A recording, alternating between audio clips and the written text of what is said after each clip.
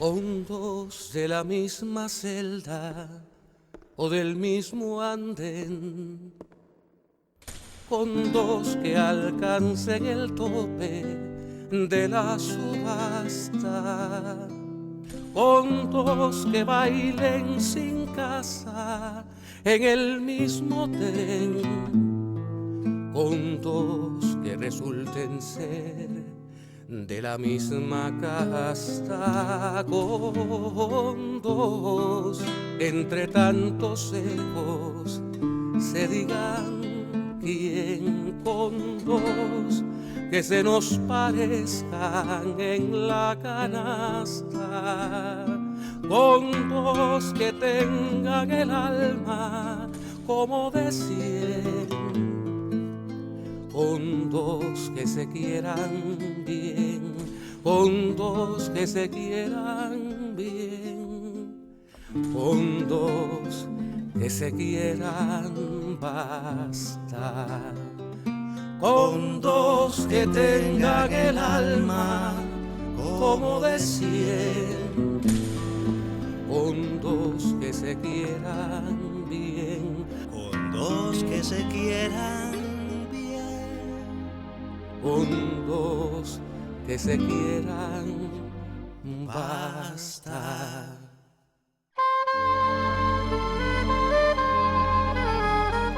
Muy buenas noches. Estamos en Con Dos que se quieran. Aquí en Quinta Avenida y calle 32, en el barrio de Miramar, en los maravillosos estudios Abdala.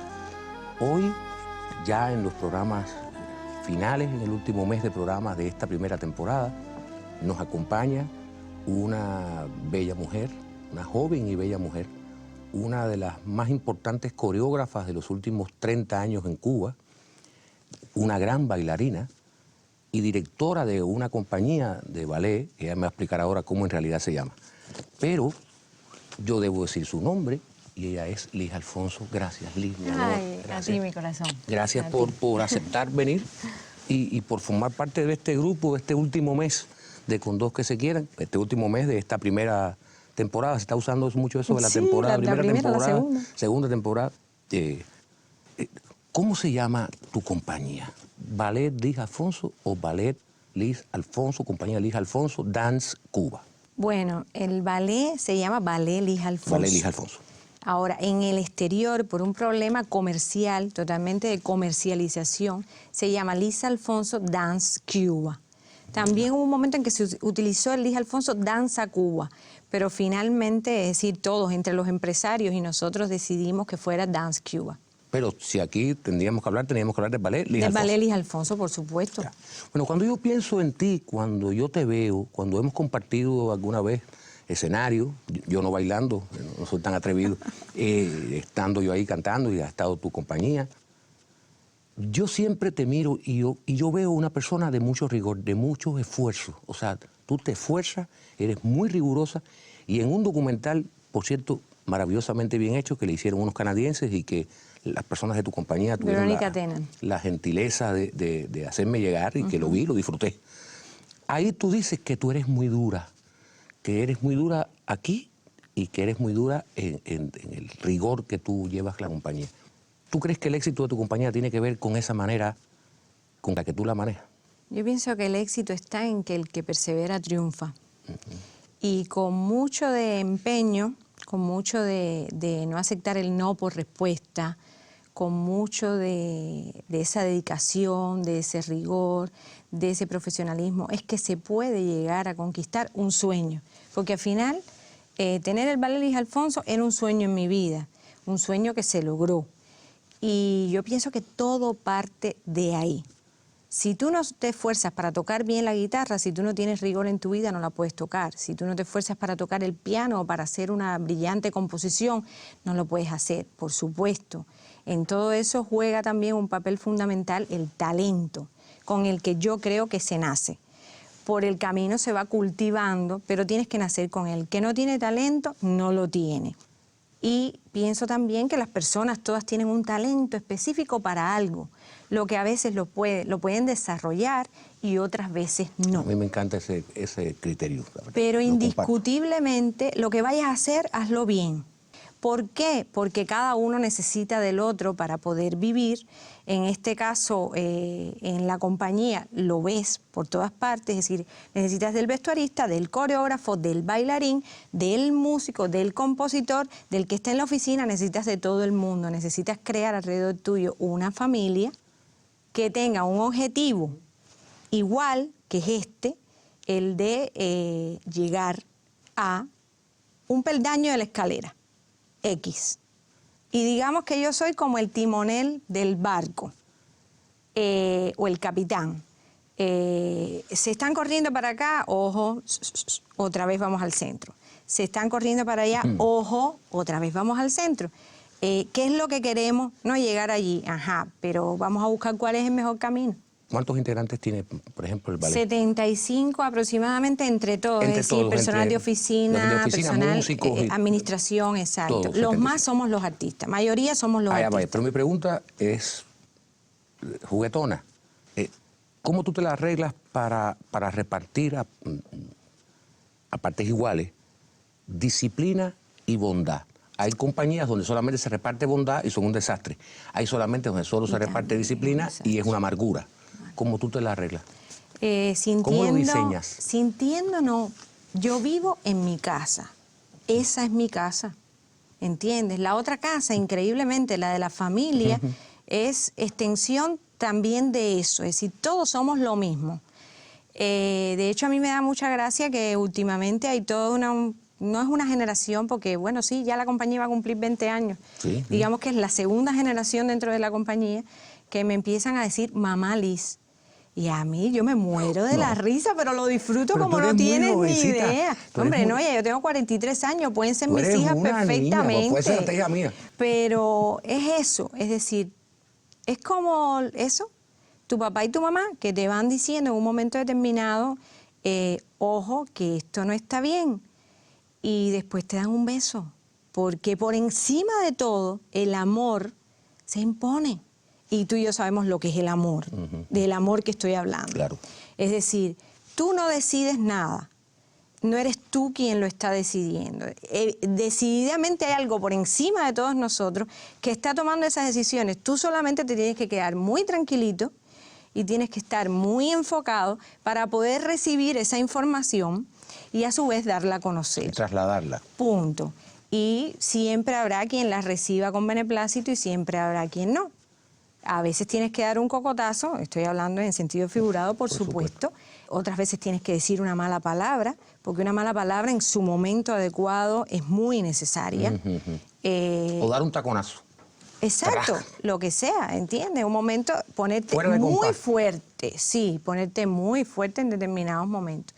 Y en otros momentos simplemente no te alcanzan los brazos del alma para poderlos abrazar a todos. Y estoy hablando de todos, desde el que limpia hasta el primer bailarín, para poderlos abrazar a todos y agradecerles no el regalo que me están haciendo a mí, el regalo que le están haciendo a todos, a ellos mismos, para su vida y a todas las personas que van a disfrutar de lo que nosotros hacemos o a todas las personas que llevan a sus niños a nuestra escuela, donde esos niños están recibiendo una educación, digo yo, que es tan importante porque también reciben de esa disciplina, de ese rigor, de esa enseñanza artística en la que está la danza, pero está la música, pero está la estética y reciben sobre todo esa cuota inagotable de amor infinito. Bueno, tú en un momento determinado, mientras me explicabas esto, me hablabas de una fuerza superior que guía, que traslada. ¿Puedo inferir que tú estás adscrita a alguna religión en específico? Yo creo en Dios, yo creo que existe, que es esa fuerza infinita que nos carga sobre sus hombros en los momentos difíciles en que necesitamos un apoyo, en que necesitamos una guía, en que necesitamos un sostén para poder seguir adelante. Y creo que sobre todo de Él emana el amor. El Dios compasivo, no el Dios castigador y... No, eso no existe. Eso no existe. Para mí eso no existe. Indiscutiblemente hay cosas que todavía a mi edad no las entiendo. Tendríamos que llamar aquí al padre Carlos Manuel para que nos contara y para que nos guiara, como lo ha hecho en tantos momentos, o qué sé yo, a otras personas sabias, eruditas, llenas también de esa bondad y de ese amor, para que nos cuenten cosas como por qué tiene que existir el cáncer, o por qué un amigo tiene que morir joven, cosas que yo no entiendo, no sé si tú las entenderás, yo no las puedo entender, pero digamos que en un momento determinado acepto lo que sucede con resignación. Pero si en mis manos está recibir la información para cambiarlo, que no te quepa duda que se hace. Bueno, de todas maneras, la semana que viene, el martes que viene, ve el programa porque va a estar el padre Monseñor Carlos Manuel Céspedes aquí con nosotros. Ahí encontrarás muchísimas respuestas. Yo lo quiero, en cuanto a mí, mucho. Como creo en la vida eterna, tengo otra manera de acercarme a eso, pero yo la entrevista esa me la haces tú a mí un día. Está bien, ok. Un día conversamos. Un día conversamos.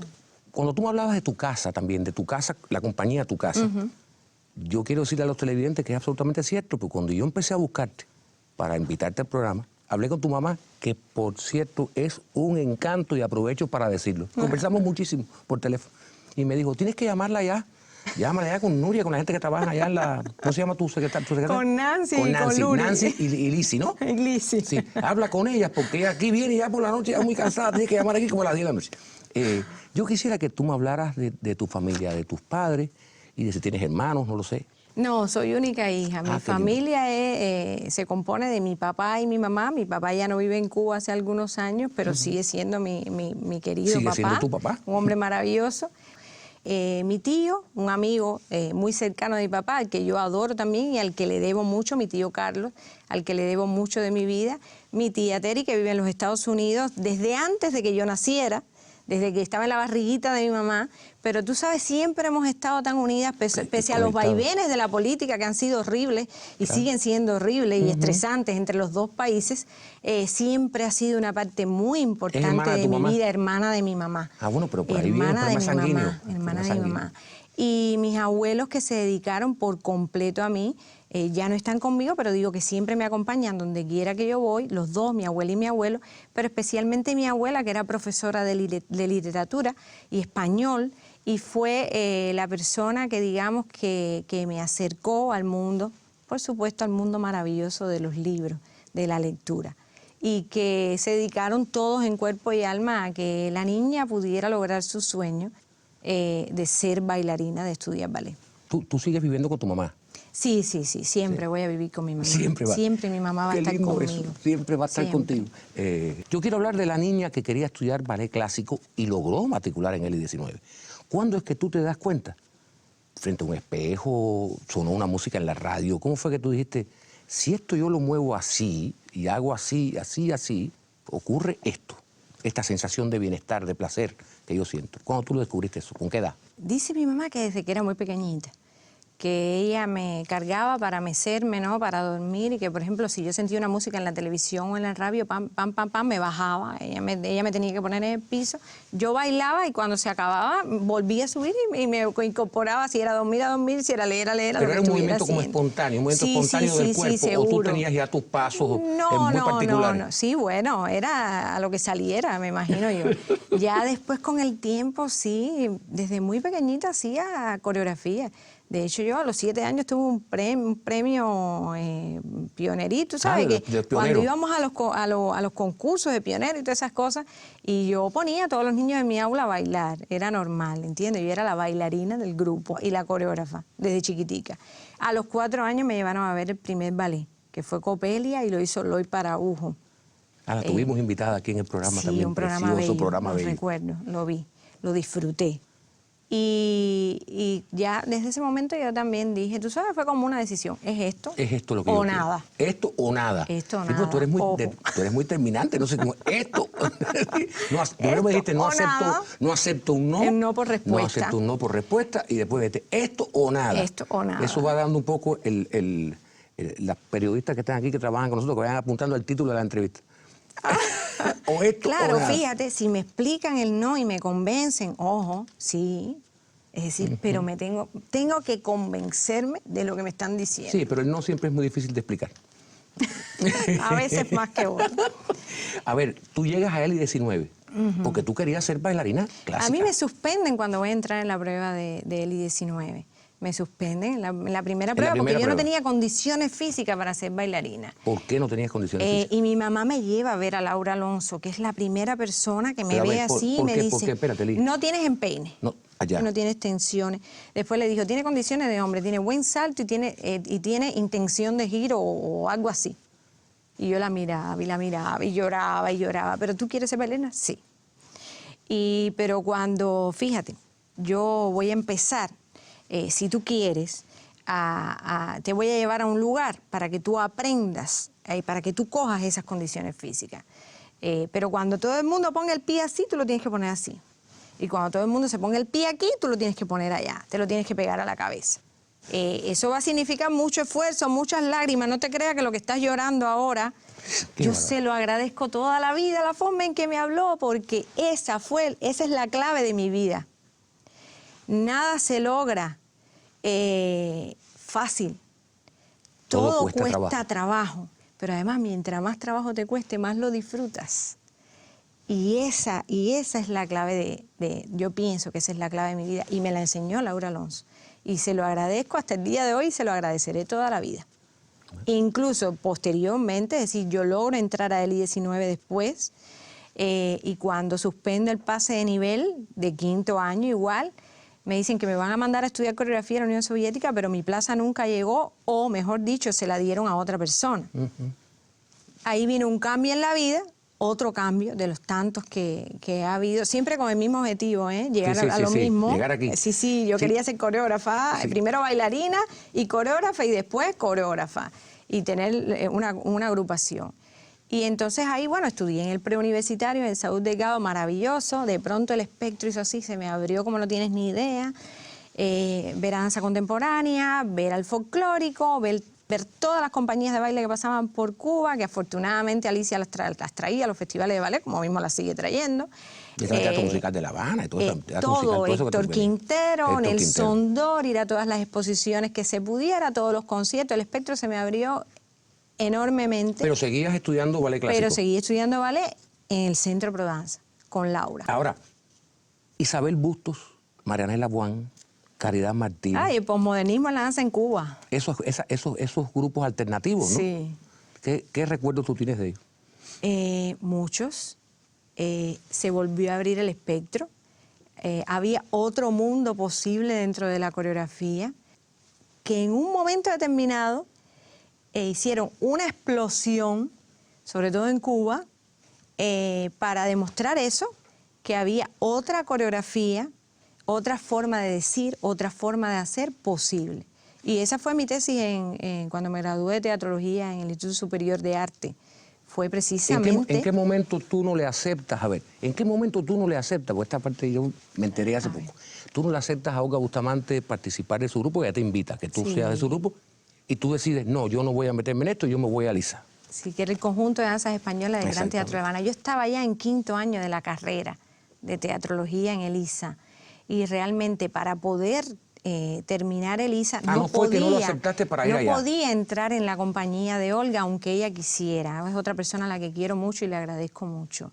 ¿Pero no te seducía la idea de...? Claro que me seducía, y estuve allí y tomé todas sus clases y aprendí muchísimo con ellas. De hecho, casi todo lo que sé de danza española o todo lo que aprendí en esa etapa inicial se lo debo a Olga Bustamante, a Andrea Méndez y a las personas que los acompañaban en la Sociedad Concepción Arenal y en el conjunto de danzas españolas del Gran Teatro de La Habana en ese momento. Pero, ¿sabes? La base que me estaba entregando a mí el Instituto Superior de Arte era tan fabulosa, tan necesaria para todo lo que ha venido después, que te vuelvo a decir que el hombre propone y Dios dispone. Ese no era el camino, era este. En aquel momento a mucha gente le costó trabajo entenderlo, pero hoy por hoy ya sabemos por qué. Claro. ¿Y cuándo te empieza a picar el bichito? Es una frase súper cursi, de las danzas españolas. O sea, fue cuando terminé el 5º año de ballet, precisamente. ¿Qué viste? ¿Qué pasó? Dino Carrera, el crítico Dino Carrera, que era muy amigo de mi familia desde que yo era pequeñita, me dice, no, pero tú no puedes dejar esto aquí, tú tienes que seguir, porque eso es lo que a ti te gusta. Él quería que yo fuera crítica, él no quería que yo fuera tú habías hecho trabajo mientras estabas en ELISA, para Radio Reloj, para la revista Albur. Exacto. Pero eso fue otra cosa que me enseñó Laura, que es que hay que hacer todo, y es la única forma de aprender. Tú no puedes llegar a ser director de nada, de algo, si no empiezas desde abajo, porque después nadie te puede hacer un cuento, ¿entiendes? Es decir, que son los pasos de la vida que te llevan a donde te tienen que llevar y punto. Una vez más, perseverando y trabajando muy Sí, duro. pero tienes que haber visto, a ver, todo el mundo aquí ya sabe que existen las danzas españolas y el flamenco y todo eso, pero tú tienes que haber visto algo que te deslumbró. Un momento que tú dices, esto, por aquí tengo un camino. Cuando fui a ver a Olga Bustamante con Dino Carrera, Ay, exactamente. dije, mira qué interesante todo esto, pero con los años, fíjate, que fue otro elemento de base, porque la compañía lo que hace no es danza española. No, hacen fusión. Es lo que hace fusión. Es lo que Entonces, hace fusión. ese es uno de los elementos básicos de nuestra raíz, las danzas españolas, que lamentablemente en esos momentos estaba bastante en un segundo, tercero o cuarto plano.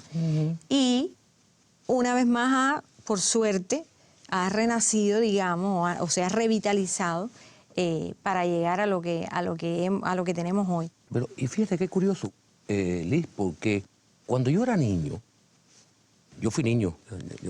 Todos hemos sido niños y en alguna forma lo seguimos siendo. No, porque a veces la gente dice, no, pero Mauri tiene cantidad de años. No, yo fui niño algún día.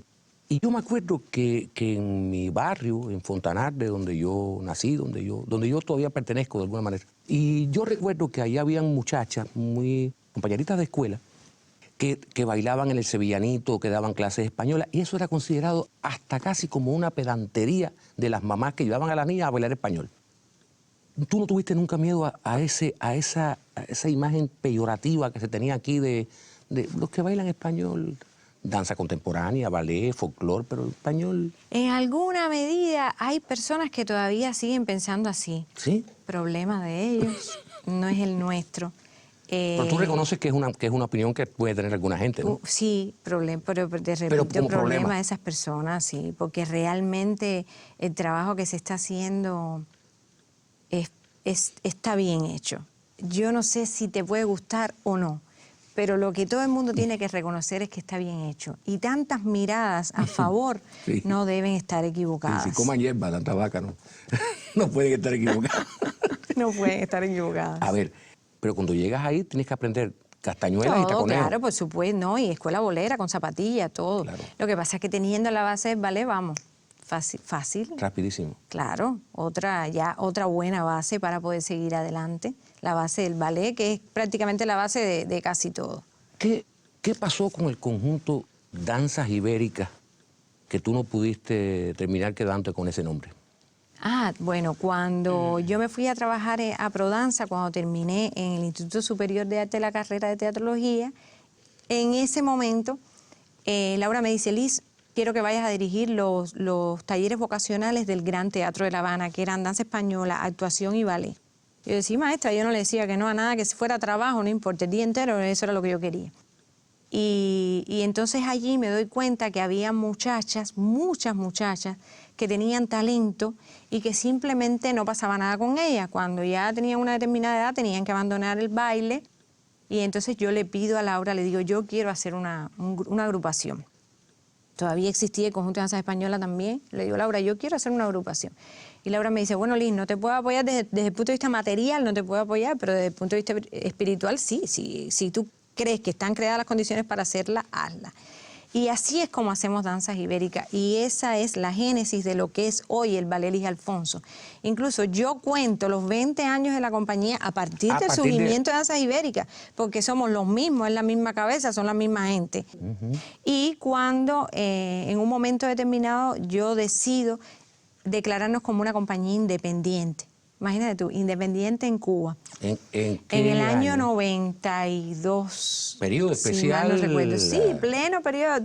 Bueno, pleno no, empezaba el periodo especial. Fue el año que se empezó a poner bien duro. Crudo y duro. Y fue, imagínate, fue una vorágine aquello porque fue la debacle, porque gran parte del grupo se fue al Conjunto de Danza Española del Gran Teatro de La Habana, otra parte se quedó conmigo, el grupo musical completo se fue, pero nosotros nos mantuvimos trabajando y mira, ahí está, porque supuestamente no íbamos a ningún lugar. Y por eso no pudimos conservar el nombre de Danzas Ibéricas, porque Laura lo tenía, por supuesto, como un nombre de la propiedad del centro un nombre Prodanza. registrado. Exactamente. Claro, estaba registrado por ella. Exactamente, lamentablemente. Si hubiera sido yo, hubiera dicho, váyanse con el nombre. Y al final, después tratamos de ponerle... O sea, si hubiera sido tú, Laura, quiero decir. Sí, Ya. le hubiera dicho, váyanse, sí, sigan su camino, eso no tiene nada que ver, los caminos son muchos y todos conducen a Roma. Y bueno, a partir de ese momento, primero le pusimos ballet español de La Habana. Después ya entonces surgió como tal del conjunto de danzas españolas el Ballet Español de La Habana, que se conoce hoy. Y por último, una de las bailarinas también dijo, mire, maestra, yo pienso que lo mejor es ponerle su nombre, porque es el único que nadie le va a poder poner. Y dije, no es mala idea, vamos a ponerle Valelis Alfonso. ¿Y registraste el nombre tú? Sí, y siempre usamos el nombre de ballet como un nombre genérico. Y por eso fíjate que en el exterior se le llama Danza Cuba, porque ya eso tenía que ver con la génesis de lo que venía fomentándose en esa base, que en un principio fue cultivar las danzas del folclore español tal cual, es decir, reproducirlas, y después se convirtió en, si nosotros tenemos una escuela cubana de ballet tan fabulosa, comprobada en el mundo entero, no tengo que hablar de sus resultados porque los estamos viviendo y viendo cada día en nuestra vida. Si nosotros tenemos un teatro con unos directores de teatro y unos actores como los que tenemos, si nosotros tenemos una historia, una cultura, una tradición de música y de danza popular tan fuerte, ¿para qué vamos a repetir si podemos hacer algo auténtico, algo nuevo y nuestro? Y eso es lo que ha pasado al final, que donde quiera que nos paramos, incluido en España, dicen, son tan nuestras, pero son tan cubanas. Y eso es lo que es. Claro, eso es lo que se llama fusión. Eso es lo que nosotros llamamos fusión. Fusionar una cosa...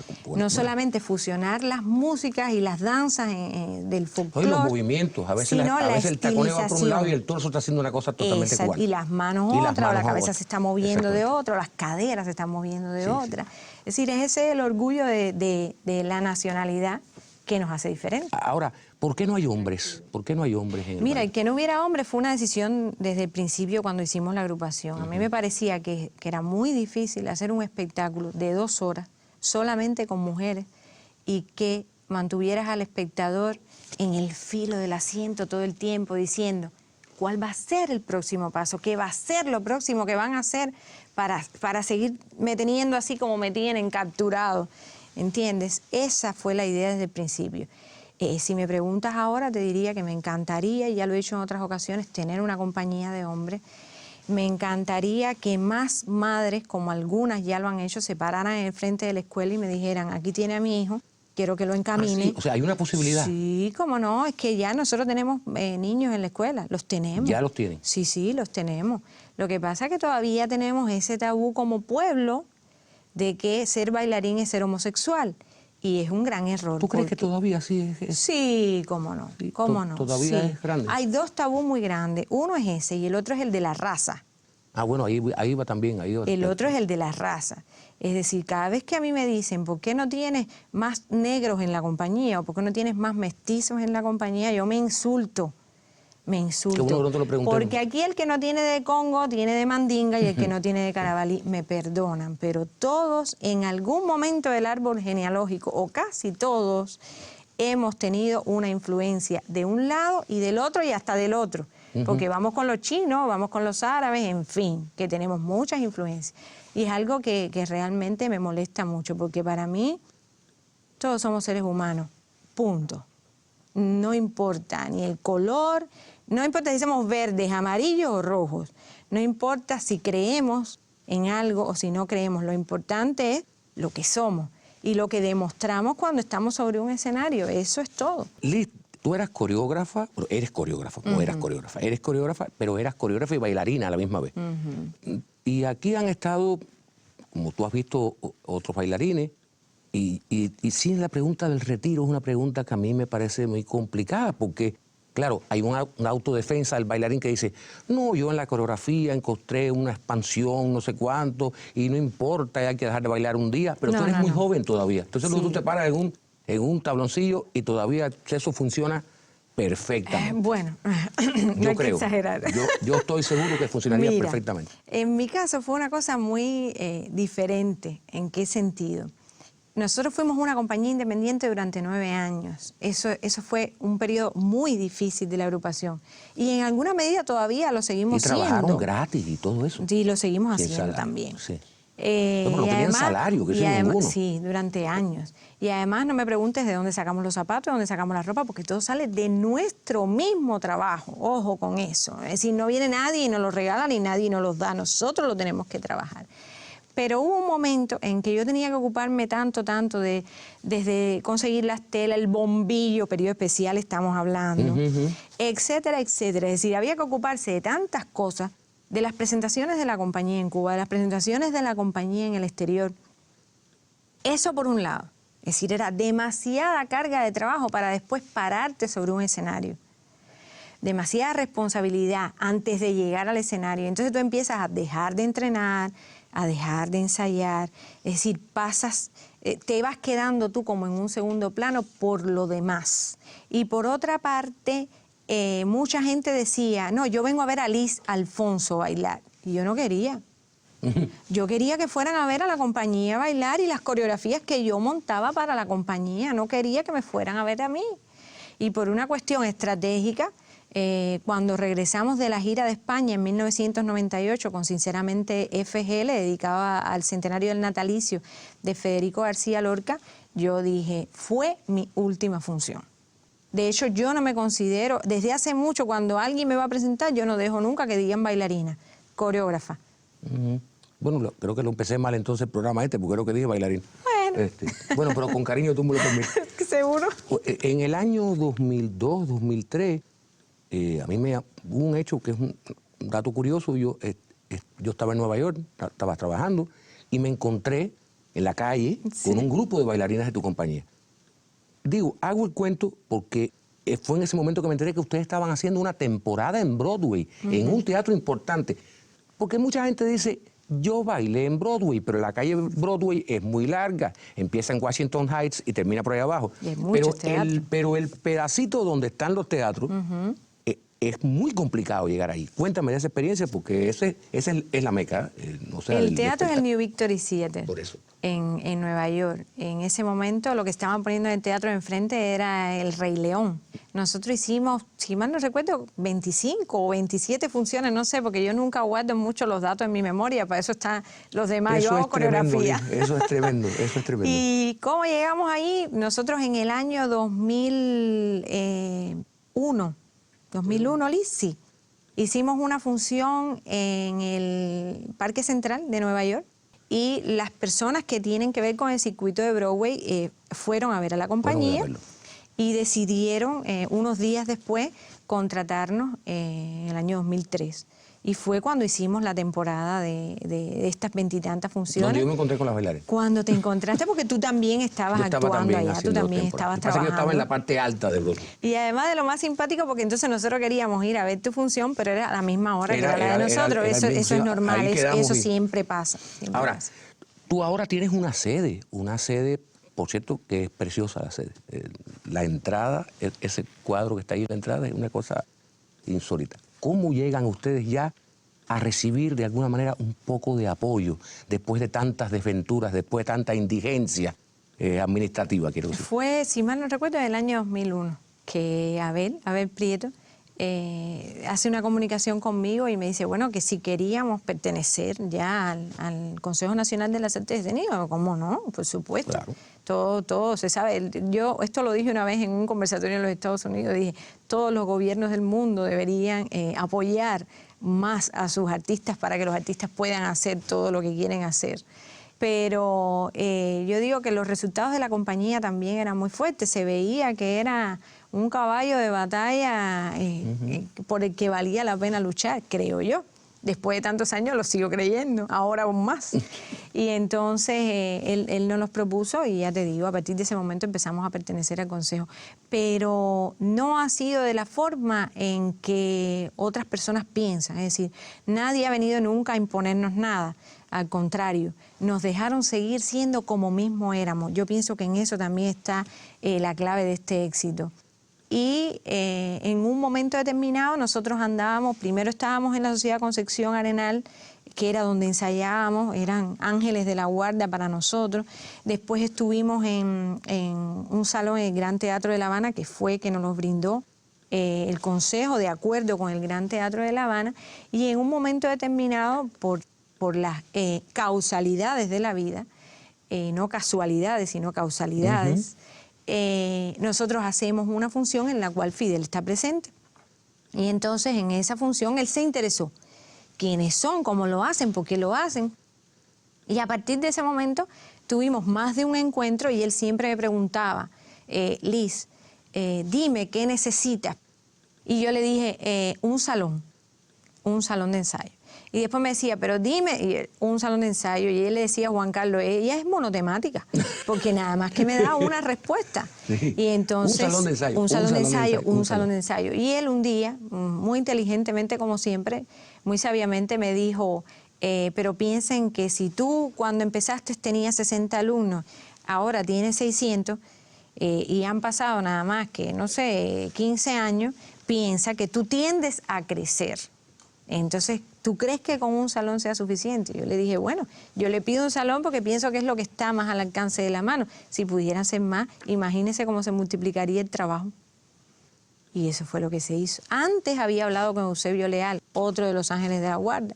Luego me enseñaron varios lugares, pero desde que yo llegué al lugar donde estábamos, dije, es aquí. Y entonces ya yo me lo imaginaba y ellos me decían, pero ¿cómo tú lo ves? Porque nosotros no lo vemos, ¿entiendes? Toda la gente de la oficina del historiador. Y yo les decía, no, está aquí, se vasco todo el mundo, está aquí. Y ahí está, ahí está. Y ahí está el resultado de tu trabajo. Y además está... El corazón de tu trabajo está ahí. Sí. El resultado está en todas partes del mundo. Y está, cuando dieron el edificio, era el edificio, ahora es un alma que flota en el medio de La Habana Vieja, como tantos otros lugares que hay en La Habana Vieja, que son así. Ya. Es un alma que flota. Bueno, hago un alto en la conversación sobre danza y te pregunto, ¿tú estás casada? No, nunca me he casado. Por decisión propia, por causalidades de la vida. Es que... Nunca te has casado, o sea, no estás casada. No pienso que el contrato determine nada. Yo tengo mi compañero desde hace 20 y tantos años, es la misma persona, la persona que es la otra mitad que ha logrado que todo este proyecto se lleve a cabo. Y él tampoco quiere firmar ningún papel. La verdad no lo vemos, pero mira, en varias ocasiones hemos dicho, vamos a ir para los muchachos, para que se diviertan en la fiesta. Los muchachos son los muchachos de la compañía. Sí, claro. Sí. Y después seguimos y seguimos y seguimos, porque es tanto, Amaury, es tanto lo que se hace. Pero a ver, no me digas que no te casas por el trabajo, tienes que tener un criterio fuerte sobre eso. O sea, no me quiero casar porque no creo en el matrimonio. Es decir, tengo mi pareja estable y creo en el matrimonio, de hecho, porque tengo mi pareja estable, pero no tengo que ir a firmar ningún papel. No lo necesito. Es una decisión ni por la iglesia, ni ante Dios, ni ante las leyes. Es que ante Dios ya estamos casados. Ante Dios ya somos. Es cierto. Somos. ¿Entiendes? ¿Tú crees que Dios necesita un papel? No lo creo. No lo creo. Yo tampoco. No lo creo. Él trabaja contigo. O sea, él es tu representante. Él dejó su carrera para trabajar conmigo. ¿Qué estudiaba? Él es ingeniero en SAT. Sistemas automatizados de dirección, sí, graduado de la CUJAI. Graduado de la CUJAI. Y unos años después de empezar la compañía, de empezar yo, mi trabajo. Sí, tu trabajo ya cuando él vio que siempre me apoyó, siempre me ayudó, pero cuando vio que era demasiado para mí sola, que no podía con todo sola, y que también nos íbamos a distanciar en momentos determinados, porque este trabajo de nosotros es muy absorbente. Es 24/24, la vida eterna. Y él decidió ser la otra parte de este trabajo. ¿No tienes hijos?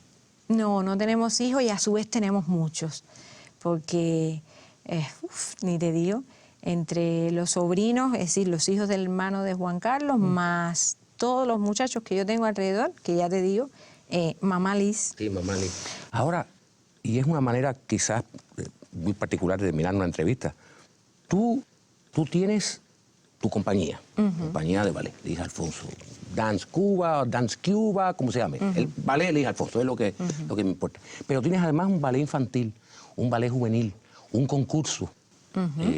Fíjate cuántas cosas tú has logrado. Un grupo musical, porque la música de todo el espectáculo donde además se hace en vivo. un grupo musical donde tú muchas veces haces las letras. Sí, o les indico lo que quiero y ellos siguen el camino. No, pero ellos han dicho y lo han dicho en público, Sí, que muchas sí. letras son tuyas. Sí, sí. Yo puedo presuponer que tú eres una mujer ya a tus 43 años absolutamente realizada. ¿Tú crees? Puedo presuponerlo. Pues fíjate la cantidad de cosas tremendas. Una compañía propia, un éxito internacional tremendo. No es ocioso decir que tu compañía es una compañía que representa a Cuba con mucho éxito. Hay muchas compañías que representan a Cuba, pero no todas tienen tanto éxito. La tuya tiene mucho éxito. Eso me hace, vuelvo otra vez a presuponer que tú eres una mujer realizada, por lo tanto, feliz. ¿Qué falta? ¿Qué te falta? ¿Cuál es el próximo paso? El próximo paso de riesgo, porque ahora tú me dirás mantenerme, que esto no decaiga, que no falte la disciplina. No. El próximo salto al vacío. El próximo paso de riesgo. El próximo paso de riesgo es llegar un tanto más lejos en ese mundo. Y el próximo paso de mucho riesgo es lograr que los muchachos, cuando hablo de los muchachos estoy hablando de muchachas y muchachos, que todos puedan permanecer junto a nosotros, que no tengan que buscar otras fronteras para sentir que están completos, sino que sea aquí donde ellos puedan encontrar en su compañía, en su país, ese espectro completo de realización individual, artística y colectiva. Las tres, los tres en uno.